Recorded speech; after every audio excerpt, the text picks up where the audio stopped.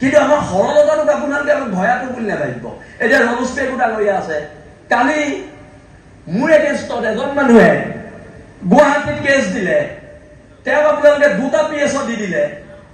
এতিয়া মোৰ এগেইনষ্টত যে কেছবোৰ দি আছে, মোৰ PSO কেইটা ক'ত? মই ৰমেশ পেগু ডাঙৰীয়াক প্ৰশ্ন কৰিছো।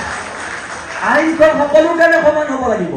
আপোনালোকে বহিৰাগত মানুহ এটাক ধমকি লগোৱাৰ কাৰণে 2টা PSO দি দিলে, মোক সব জেগাৰ পৰা মাৰিম কেছ দি আছে, আপোনালোকে আকৌ মোৰ PSO কেইটা নাই।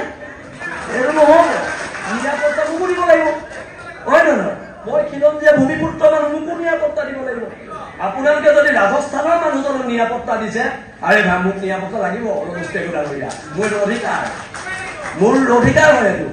আপোনালোকে এতিয়া মই এটা সৰু প্ৰশ্ন কৰোঁ, মই যদি ৰাজস্থানত গৈ এজন ৰাজস্থানী মানুহৰ বিৰুদ্ধে FIR দিওঁ, মোক ৰাজস্থান চৰকাৰে 2টা PSO দি পঠিয়াব নেকি? স্বাভিমানটো ৰাখক, স্বাভিমান ৰাখক। ৰাজনীতি সম্পদকে ডাঙৰ বস্তু নহয়, আমাৰ সমাজ ডাঙৰ বস্তু, জাতি ডাঙৰ বস্তু, ৰাজনীতি বহুত তলৰ বস্তু।